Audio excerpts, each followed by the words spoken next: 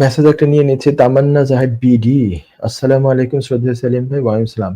Fee waiver success হয়ে আমি 10 বছর স্পাউস রুটে এক্সটেনশনের জন্য গত সপ্তাহে বায়োমেট্রিক দিয়ে এসেছি। ডিসিশন কতদিনের ভেতর দিতে পারে? যদি আমি ইমার্জেন্সি কারণে দেশে যাই, সেক্ষেত্রে কি আমি নতুন করে আমার স্পাউস রুটে আবার এপ্লাই করতে হবে, বা দ্রুত কিভাবে ডিসিশন নিয়ে আসতে পারি? দয়া করে আপনার সুপরামর্শ সহযোগিতা ধন্যবাদ ও কৃতজ্ঞতা রইল। আচ্ছা, এখানে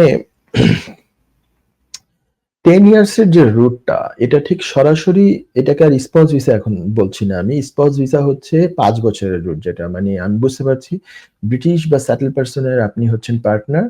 এই যে রুটটা ডাইরেক্টলি যেটা পার্টনার রুট, যেটা স্পাউস ভিসাও বলি আমরা অনেকে, এইটা হচ্ছে 5 বছরের রুট। এইটায় 2.5 বছর 2 বারে 5 বছর কমপ্লিট করে সেটেলমেন্টে যাওয়া, এইটাই হচ্ছে 5 বছরের রুট। আবার 10 বছরের রুটটা হচ্ছে হচ্ছে ফ্যামিলি অ্যান্ড প্রাইভেট লাইফ। এটা আবার চাইল্ডের রুটে মানে প্যারেন্ট রুটে হতে পারে, যে আপনার বাচ্চা হচ্ছে ব্রিটিশ বা সেটেল পারসন, সেরকম হতে পারে।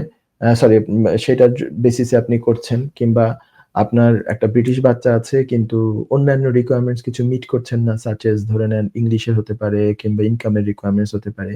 সেক্ষেত্রে এটা হচ্ছে 10 ইয়ার্স এর রুট। এবং 10 ইয়ার্স এর রুটে হোম অফিসের গাইডেন্স যদি আপনি লক্ষ্য করেন, সেখানে বলা আছে 12 মাস হচ্ছে তারা একটা টাইম বলছে যে এই এতটুকু সময় লাগতে পারে এই অ্যাপ্লিকেশন ডিসিশন হতে। তবে 12 মাস বা তার বেশি সাধারণত লাগে কাদের জন্য? যাদের আগে আর কোনো ভিসা ছিল না তাদের জন্য। আপনার তো আগে ভিসা ছিল, আপনার আমি মনে করি না এত দীর্ঘ সময় লাগবে। আপনার তারপরেও কিন্তু একটা লম্বা সময় লাগবে। ৬, ৭, ৮, ৯ মাস পর্যন্ত লাগতে পারে। আমার ধারণা ৬ থেকে ৯ মাস বা এরকম একটা সময় লাগতে পারে। তো এইটুকু সময় কিন্তু আপনাকে অপেক্ষা করা লাগবে। মাত্র গত সপ্তাহে আপনি বায়োমেট্রিক দিয়েছেন, আপনি আমার এই প্রশ্নে বলছেন। সেকেন্ড কথা হচ্ছে, যদি আপনি ইমার্জেন্সির কারণে দেশে যেতে চান, তাহলে কি হবে? দেশে যদি আপনি যান বা ইউকের বাইরে যদি আপনি যান, তাহলে প্রবলেম হচ্ছে যে আপনার অ্যাপ্লিকেশনটা উইথড্রন হয়ে যাবে automatically. Your application will be treated as withdrawn, মানে উইথড্রন হিসেবে ট্রিটেড হবে। মানে ধরে নেন যে আপনার অ্যাপ্লিকেশন বাদ হয়ে যাবে বা কিছু, মানে আর কোনো কিছু পেন্ডিং নাই, এই অবস্থায় আপনি চলে যাবেন। তার মানে কি হলো?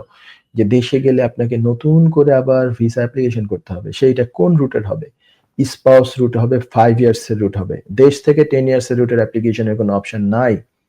সেক্ষেত্রে আপনাকে এখনকার আইন অনুযায়ী, আমার মনে হয় আপনি আগের আইনে ছিলেন, 18,600 আপনার রিকোয়ারমেন্টস ছিল। কিন্তু এখন তো আর 18,000, এখন এটা ফ্রেশ অ্যাপ্লিকেশনের মতো হবে। একটা এন্ট্রি ক্লিয়ারেন্স অ্যাপ্লিকেশন, যারা প্রথমবারের মতো এই দেশে স্পাউস ভিসায় এপ্লাই করে আসছে, তাদের জন্য যা যা রিকোয়ারমেন্ট সেগুলো সবগুলো আপনাকে মিট করতে হবে। রিকোয়ারমেন্ট একটা কি? ইনকামের রিকোয়ারমেন্টস। 29,000 পাউন্ডস এর ইনকামের রিকোয়ারমেন্টস, সেটা মিট করতে হবে। সেটার জন্য 6 মাস যাবত কাজ বা এই সেই এগুলা সেটা রাখতে হবে। আনলেস যদি আপনার পার্টনার যদি পিআইপি কিংবা ডিসেবিলিটি লিভিং অ্যালাউন্স এই জাতীয় কিছু পান, সেটা হলে আবার ইনকামের রিকোয়ারমেন্টস মানে এক্সাম্পটেড আপনি। ইংলিশ ল্যাঙ্গুয়েজের রিকোয়ারমেন্টস আবার মিট করতে হবে। A1 আপনাকে পাস করতে হবে, কারণ আগের A1 বা এগুলো তো আপনার এক্সপায়ার্ড হয়ে গেছে, 2 বছরের বেশি হয়ে গিয়েছে।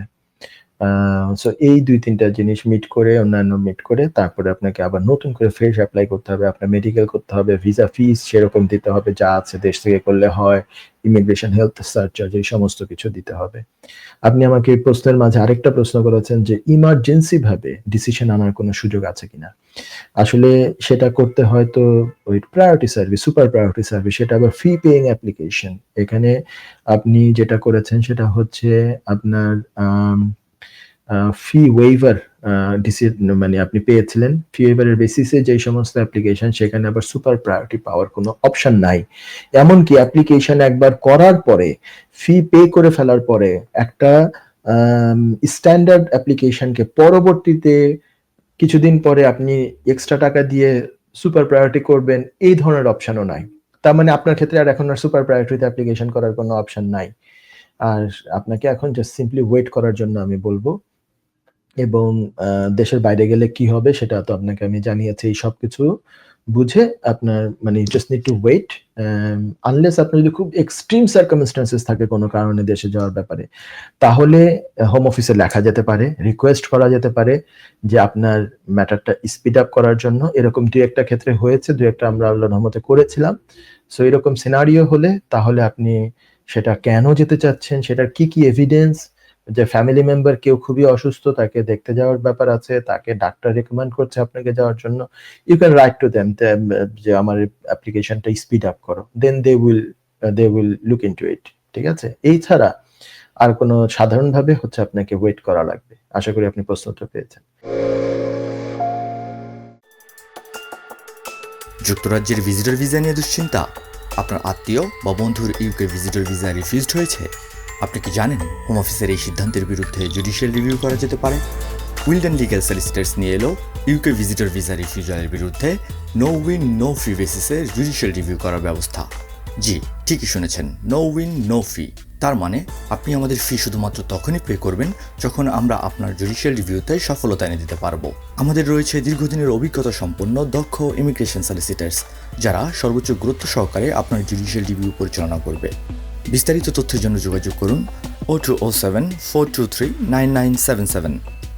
Wilden legal solicitors, your trusted law firm.